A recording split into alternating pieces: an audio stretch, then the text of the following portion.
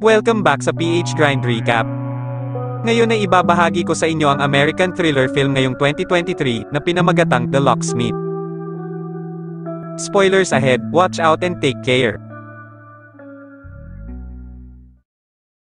Sa isang tahimik na gabi, isang corrupt na pulis na nagngangalang Swick ang nagtalaga sa kanyang tauhan na si Miller, na pasukin ang isang safe. Sa oras na iyon, nagtatrabaho si Miller kasama ang isa sa kanyang matalik na kaibigan, si Kevin. Ibinigay ni Swick sa kanila ang floor plan ng safe, at pagkatapos ay agad na silang nagtungo sa lokasyon.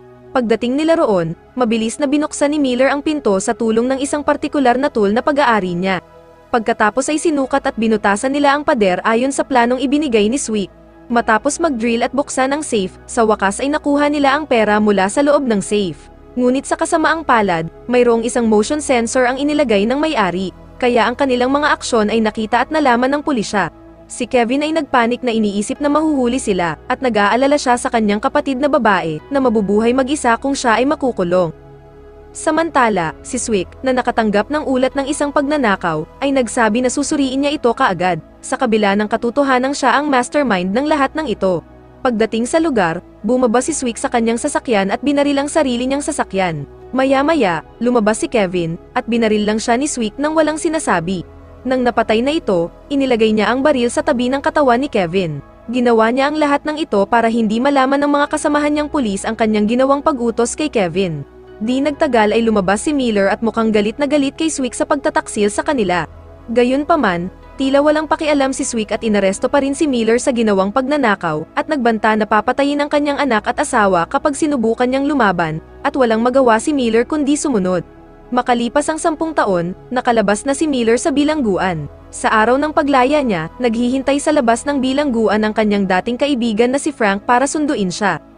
Inalok ni Frank si Miller na magtrabaho kasama niya bilang isang locksmith, ngunit nag-aalangan pa rin si Miller na magtrabaho muli dahil kalalabas lamang niya sa bilangguan. Kalaunan ay dumating sina Frank at Miller sa bahay ni Frank, na nagsilbi ding lock repair shop kung saan siya nagtatrabaho. Pagkatapos ay inihanda ni Frank ang lahat ng kailangan ni Miller, kabilang ang isang kotse na maaaring niyang gamitin papunta sa trabaho. Dahil sa ipinapakitang kabaitan ni Frank, sa wakas ay tinanggap ni Miller ang alok ni Frank na magtrabaho bilang isang locksmith. Sa katunayan ay si Miller ay may kasanayan sa pagbukas ng mga pinto at safe, ngunit sa ngayon ay gagamitin lamang niya ang kanyang skills para sa legal na trabaho. Pagkatapos ay tinawagan ni Miller ang kanyang asawa, na naiwan niya sa loob ng 10 taon habang siya ay nakakulong. Inimbitahan niya ang kanyang asawa pati na rin ang kanyang anak na magkita sa isang lokal na kafe. Pagkaraan ng ilang sandali, nakita ni Miller ang kanyang asawa at anak na babae na si Lindsay, na ngayon ay lumaki na. Sinabihan siya ng kanyang ina na mag-order ng inumin at maglaro sandali para makapag-usap sila ni Miller. Kinamusta ni Miller ang kanyang asawa at humingi ng tawad sa lahat ng kanyang ginawa.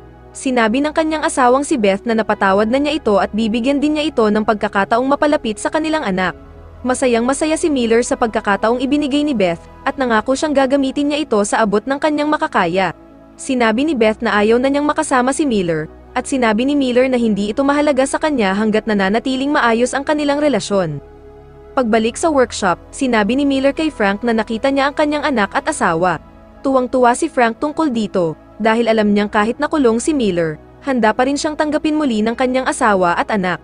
Pinayuhan din ni Frank si Miller na huwag nang ulitin ang mga pagkakamali niya noon at dapat na niyang unahin ang kanyang pamilya. Kinabukasan, si Miller na natutulog ay biglang ginising ni Frank. Sinabihan niya itong pumunta sa isang lugar dahil kakatanggap lang niya ng order mula sa isang customer. Pagkatapos ay nagsimula na siyang magtrabaho sa pagkukumpuni ng mga lock ng isang marangyang bahay. Pagkatapos ng kanyang trabaho, isang lalaki ang lumapit sa kanya. Ito ay si Garrett na isang businessman at ang may-ari ng property. Tila interesado siya kay Miller dahil kilala niya itong mahusay na locksmith, at nais niyang hingi ng kanyang service para mag-install ng mga lock sa lahat ng kanyang housing, at sa malamang ay tinanggap ni Miller ang trabaho basta ito ay legal. Nang makabalik na si Miller sa workshop, nakita niya ang isang babaeng naghihintay sa kanya. Ang babae ay ang kapatid ni Kevin, ngunit dahil sa tagal ng panahon, hindi na siya nakilala ni Miller. Pagkatapos ay sinabi sa kanya ng babae na siya ay kapatid ni Kevin at ipinakilala ang kanyang sarili bilang April. Sinabi ni April na siya ay nangangailangan ng malaking halaga ng pera, kaya hiniling niya kay Miller na magtrabaho sa kanya. Sa katunayan, handang gawin ni Miller ang lahat para kay April dahil pakiramdam niya ay responsable siya sa pagkamatay ni Kevin. Sinabihan ni April si Miller na magnakaw ng pera sa bahay ng kanyang amo, ngunit tinanggihan ito ni Miller. Gagawin niya ang lahat para kay April basta't wala siyang gagawing labag sa batas dahil ayaw niyang maulit ang mga pagkakamali niya noon. Nang marinig iyon ni April, nagalit siya dahil hindi sinunod ni Miller ang gusto niya at agad na umalis doon. Narinig pala ni Frank ang usapan nila, kaya sinabihan niya si Miller na huwag gawin ang mga kahilingan ni April, ngunit sinabi ni Miller na siya ay nasa dilema kung tutulungan ba siya o hindi. Kinabukasan, habang patungo sa trabaho, isang pulis ang lumapit kay Miller na humiling sa kanya na lumabas sa sasakyan. Maya-maya, dumating ang isa pang sasakyan, at ito pala ay kotse ni Swick, ang tiwaling pulis na dati ring amo ni Miller. Lumapit si Swick kay Miller at binati siya bago palabasin sa sasakyan. Sinabi ni Swick na malapit na siyang magretiro sa pagkapulis, at ang dalawang pulis na nandoon ay mga tiwaling pulis din kagaya niya. Pagkatapos ay binugbog agad ng isa sa mga tauhan ni Swick si Miller, at nakakita sila ng mga susi na kadalasang ginagamit ng mga magnanakaw para pasukin ang mga safe, kaya dinala nila ang susi sa opisina at iniulat ito sa kanilang superior. Ngunit sinabi ng kanilang superior na hindi sapat ang ebidensya para ikulong muli si Miller. Pagkaraan ng ilang sandali, si Miller ay ininterrogate ng kanyang asawang si Beth na isa ring pulis sa bayang iyon. Sinabi ni Miller ang ginawang pagbugbog ng mga tauhan ni Swick sa kanya. Hindi nagtagal, lumabas ang hepe ng pulisya at sinabihan si Miller na umuwi na dahil hindi siya napatunayang gumawa ng anumang krimen. Pagdating niya sa repair shop, muling binalaan siya ni Frank na mag-ingat, at sinabi naman ni Miller na hinding-hindi na niya babalikan ang nakaraan. Bumalik sa istasyon, isang pamamaalam na kaganapan para sa pagreretiro ni Swick ang ginanap. Pagkatapos ay sinabi ni Swick sa kanyang talumpati na dapat manatiling masigasig ang mga pulis sa kanilang mga tungkulin. Pagkatapos, sinabihan ni Swick si Beth na pumunta sa kanyang silid. Hiniling ni Swick kay Beth na palitan ang kanyang posisyon bilang pinuno ng seksyon at sadyang hinirang ni Swick si Beth upang kunin ang posisyon para mapangasiwaan niya si Beth sa kabila ng kanyang pagreretiro. Medyo nag-alinlangan si Beth na tanggapin ang alok dahil pakiramdam niya ay hindi siya karapat-dapat na kunin ang posisyon. Ngunit sa huli, dahil sa panghihikayat mula kay Swick at sa kanyang dalawang tauhan, sa wakas ay pumayag si Beth sa kahilingan ni Swick. Bumalik kay Miller, na nasa kalagitnaan ng paghahasa ng kanyang skills sa pag-unlock ng pinto. Pagkatapos ay nakatanggap siya ng tawag mula kay Beth na humiling sa kanya na sunduin ang kanilang anak na si Lindsay, dahil abala ito sa trabaho ngayon. Masayang pumayag si Miller na gawin iyon dahil may pagkakataon siyang makasama muli ang kanyang anak. Sinundo ni Miller si Lindsay sa paaralan, at pagkatapos ay pumunta sila sa park para kumain ng sabay, at ramdam na ramdam ni Lindsay ang pagmamahal ng kanyang ama. Bago siya umuwi, dinala ni Miller ang kanyang anak sa workshop, at doon niya ito tinuruan kung paano buksan ang lock. Matapos magbigay ng kaunting paliwanag, sa wakas ay nagawa ito ni Lindsay. Kinagabihan, pumunta sina Miller at Lindsay sa lugar ng trabaho ni Beth sa istasyon ng pulisya. Malaki ang pasasalamat ni Beth kay Miller sa paglalaan ng oras para kay Lindsay, at sinabi ni Miller na masaya siyang makasama ang kanilang anak. Pagkatapos ay naghiwalay na sila ng landas at umuwi. Pagdating niya sa workshop, nakita niyang naghihintay sa kanya si April. Sinabi ni April na ang kanyang amo ay isang masamang tao. Nang mamatay si Kevin, hindi na niya alam ang gagawin kaya nagpasya na lang siyang maging comfort woman. Pagkatapos ay ipinakita niya ang mga sugat sa kanyang katawan na dulot ng kanyang amo, at sinabi niya na hindi siya maaaring huminto sa kanyang trabaho dahil palagi siyang pinagbabantaan. Kaya't hiniling niya kay Miller na magnakaw ng pera mula sa kanyang amo, na gagamitin niya para tumakas at manirahan sa ibang lungsod. Nang marinig ang kwento ni April, sa wakas ay pumayag si Miller na gawin ang pagnanakaw. Sinabi ni Miller na ito na ang huli, at pagkatapos makuha ang pera, hiniling niya kay April na huwag na siyang guluhin pa, at pumayag si April sa kahilingan ni Miller. Ipinakita ni April kay Miller ang lokasyon kung saan nakatira ang kanyang amo. Sinabi niya na ngayong gabi ay magdaraos ng party ang kanyang amo, at hiniling niya kay Miller na gawin ang trabaho sa gabi. Sa istasyon, si Beth, na ngayon ay pinuno ng departamento, ay tumitingin sa mga file ng mga prostitute na hindi pa nare-resolba. Nagsimula siyang mag-isip na ang dating pinuno ng departamento na si Swick, ay hindi ginagawa ang kanyang trabaho ng maayos. Sa gabi, ang party sa bahay ng amo ni April ay nagsimula, at si April ay sumali rin sa party. Maya-maya, dumating si Miller na nakatakip ang mukha. Matapos suriin ang paligid, mabilis niyang napasok ang loob ng bahay sa tulong ng husay niya bilang locksmith. Nalaman na nasa party din pala si Swick, at kasalukuyan siyang nagtatrabaho bilang assistant sa amo ni April. Aksidenteng nakakita si Swick ng kainahinalang kilos mula sa hindi kilalang tao, kaya agad niyang pinuntahan ito upang tingnan. Sa likod ng bahay, pinasok ni Miller ang pangunahing silid kung saan naroon ang pera. Nagawa niyang makapasok sa loob at sa kanya binuksan ang bag na naglalaman ng malaking halaga ng pera. Di nagtagal, natagpuan siya ni Swick at nagkaroon ng away sa pagitan nila. Matapos ang mahabang labanan, sa wakas ay natutukan ni Miller ng baril si Swick, ngunit hindi niya ito binaril. Nagmadali siyang umalis doon at hindi sinasadyang natagpuan ni Swick ang bag ng mga susi na ginamit ni Miller, kaya natitiyak niya na ang may gawa ay si Miller. Habang sinusubukan niyang lumabas ng bahay, napansin ng mga gwardya ang mga kilos ni Miller, kaya nagkunwari siyang hostage si April. Nang maramdaman niyang ligtas na ang sitwasyon, tumalon siya sa pader at tuluyang nakatakas. Ang amo ni April, na ang businessman pala na si Garrett, ay galit nang makitang hinayaan ni Swick na makatakas ang magnanakaw. Inutusan niya si Swick na hanapin ang magnanakaw at ibalik ang pera. Pagdating sa workshop, itinago ni Miller ang pera sa safe at pagkatapos ay tinawagan niya si April, ngunit sa kasamaang palad ay hindi sinagot ni April ang tawag. Kinabukasan, pumunta si Miller sa bahay ni April at nakitang napakagulo sa loob nito, at naisip niya na baka ay kinidnap si April. Sa ibang lugar, binisita si Beth ng isang babae na nagpakilalang kaibigan sa trabaho ni April, at pumunta siya na may balak na bigyan si Beth ng flash drive na naglalaman ng iba't ibang klase ng ebidensya ng mga krimen ng kanyang amo na si Garrett, at sinabi din ito sa kanya na sangkot din si Swick at ang kanyang dalawang kasamang mga pulis. Binuksan ni Beth ang laman ng flash drive, at nakita at narinig niya ang lahat ng krimen na ginawa ng mga tiwaling pulis na iyon. Sa kabilang banda, si Miller nakakadating lang sa workshop ay agad na pinagalitan ni Frank. Mukhang alam na ni Frank ang tungkol sa ginawa ni Miller kagabi, at sinabi sa kanya na gumawa siya ng katangahan. Ipinaliwanag ni Miller na kailangan niyang gawin ito para mapalaya si April sa kanyang amo. Pagkatapos ay sinabihan ni Frank si Miller na tapusin ang lahat ng ito sa lalong madaling panahon, at kung naibigay ang pera kay April, hiniling niya kay Miller na agad na layuan siya, na sinunod naman ni Miller.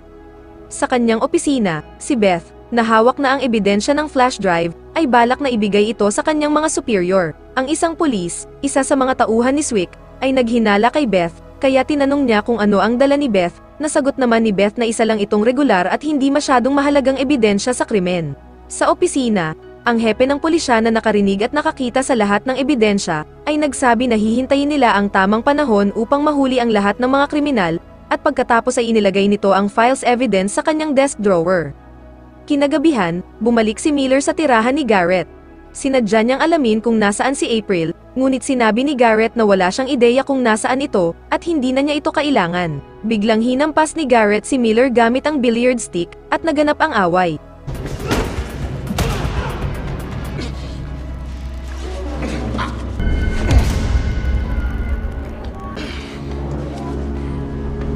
Ibinabad niya ang ulo ni Garrett sa pool at hiniling sa kanya na sabihin kung nasaan si April. Hindi makatiis sa pagpapahirap, sa wakas ay sinabi ni Garrett na si April ay kasalukuyang kasama ni Swick. Agad namang tumakbo si Miller paalis doon, ngunit sa di kalayuan, nakita ni na April at Swick ang ginawa ni Miller. Nabunyag na nagsabuatan pala sina April at Swick para gamitin ang husay ni Miller upang kunin ang pera ni Garrett. Pumasok si Swick sa bahay ni Garrett, at napagtanto ni Garrett na si Swick ay hindi talaga nagtatrabaho para sa kanya. Di naglaon ay binaril ni Swick si Garrett sa ulo. Pagdating ni Miller sa workshop, patuloy siyang pinapayuhan ni Frank na ihinto ang ginagawa niya. Di nagtagal, dumating sina Beth at Lindsay sa workshop, at sinabi ni Miller sa kanyang asawa na si Swick at ilang tiwaling pulis sa kanyang opisina ay masasamang tao, ngunit ipinaalam ni Beth na alam na niya ang lahat, at mayroon din siyang ebidensya. Alam din ni Beth kung ano ang ginawa ni Miller, kaya hiniling niya na ibigay ang perang ninakaw niya, na maaaring gamitin bilang karagdagang ebidensya at para masiguro ang pera. Ibinigay ni Miller ang pera sa kanya, at pagkatapos ay umalis si Beth, habang si Lindsay ay nanatili sa workshop na nakikipaglaro kay Frank. Sa istasyon ng pulis, dalawang tiwaling pulis ang nasa silid ng kanilang superior dahil balak nilang hanapin ang flash drive na ebidensya ng kanilang krimen. Sa ibang lugar, dumating sina Swick at April sa isang hotel, at nakatanggap si Swick ng tawag mula sa kanyang tauhan. Ipinaalam sa kanya na nasa banta sila dahil alam na ni Beth at ng kanilang mga superior ang lahat ng kanilang mga krimen. May mga voice recording at larawan sila sa flash disk, ngunit nagawa na nilang makuha ang flash disk. Galit na galit si Swick at sinabihan ng kanyang tauhan na patayin si Miller sa lalong madaling panahon at kunin ang pera na sa tingin niya ay nasa kamay pa rin ni Miller. Sa workshop, si Miller ay nakatanggap ng tawag mula kay April, at sinabi niya kay Miller na tumakas kaagad. Ngunit sa kasamaang palad ay huli na, dahil nakarating na ang mga tiwaling pulis at agad siyang inatake, na tinamaan siya sa binti. Sinubukan ding lumaban ni Frank, at nagawang mapatay ang isa sa kanila, ngunit sa kasamaang palad ay nabaril din si Frank at namatay. Kinuha ng lalaki ang anak ni Miller na hostage at ginawa itong kapalit kung hindi ibibigay ni Miller ang pera sa kanya. Agad itong umalis at isinama si Lindsay. Samantala, si Beth, na nakatanggap ng ulat ng shootout sa repair shop ni Frank, ay agad na bumalik doon. Dumating si Beth at tinanong kung nasaan ang kanyang anak. Sinabi ni Miller na kinuha si Lindsay, ngunit nangako siyang ililigtas ito. Tinawagan siya ni Swick at hiningi ang pera kung gusto niyang maging ligtas ang kanyang anak. Dumating ang tauhan ni Swick upang ibigay si Lindsay, at pagkatapos ay dinala ito sa silid ni April habang nakaposas. Nagalit si April kay Swick dahil sa pagkakasangkot ng bata sa bagay na ito. Nagpatuloy ang kwento sa isang lugar kung saan nangako sina Swick at Miller na magkikita. Pagdating ni Miller, tinanong agad ni Swick kung nasaan ang pera. Sinabi ni Miller na ang pera ay nasa kotse, at ibibigay niya ito kung palalayain niya ang kanyang anak. Ngunit pinilit ni Swick na ibigay muna ang pera at sinabihan si Miller na ihagis ang kanyang baril. Sa huli, napilitan si Miller na ihagis ang kanyang baril at ibigay din ang pera. Sa hotel, lumabas ang tiwaling pulis para hanapin si April, at matapos na tawagin ito ng maraming beses at walang sumagot, napagtanto nito na umalis na siya. Samantala, sinusubukan ni Lindsay na buksan ang kanyang mga posas sa pamamagitan ng itinuro sa kanya ng kanyang ama, at sa huli ay nagawa niyang buksan ang posas. Pagkalipas ng ilang sandali, dumating si Beth sa hotel, at pumasok siya upang iligtas ang anak. Di nagtagal, tumakbo si Lindsay upang makatakas, at nalaman ito ng tiwaling pulis kaya hinabol niya ito, pero mabuti na lang at nakita ito ni Beth at nagawang mailigtas ang kanyang anak. Samantala, nagtatalo pa rin sina Miller at Swick sa kabila ng katotohanang nakuha na ni Swick ang kanyang pera. Binalak ni Swick na patayin si Miller, pero sa kabilang panig ay dumating si April at binaril si Swick. Mukhang masama pa rin ang loob ni April kay Miller dahil hindi pa rin niya tinatanggap ang pagkamatay ng kapatid. Sa tingin niya ay si Miller ang pinagmulan ng mga problema, kaya gusto rin niya itong patayin. Biglang dumating si Beth at tinutukan ng baril si April, ngunit iginiit pa rin ni April na barilin si Miller. Sinabi ni Miller na mahal niya si Kevin at tinuring na niya ito bilang sariling kapatid, kaya walang dahilan para hayaan na lang itong mamatay. Umiyak at nalungkot si April nang marinig ang mga salita ni Miller, at pagkatapos ay sumuko siya at binitawan ang baril. Hindi nagtagal, dumating ang mga pulis sa lugar para i-rescue sila. Dinala si April sa himpilan ng pulisya upang managot sa kanyang mga aksyon. Kinabukasan, si Beth ay na-promote bilang tenyente ng kanyang mga superior, at sa gabi, sa piano recital na ginanap sa paaralan, si Lindsay ay tumugtog ng napakaganda sa piano at tumanggap ng appreciation mula sa madla. Maraming salamat sa panonood at kung nagustuhan mo ang movie recap na ito, huwag kalimutang mag-subscribe para sa mga susunod pa na video.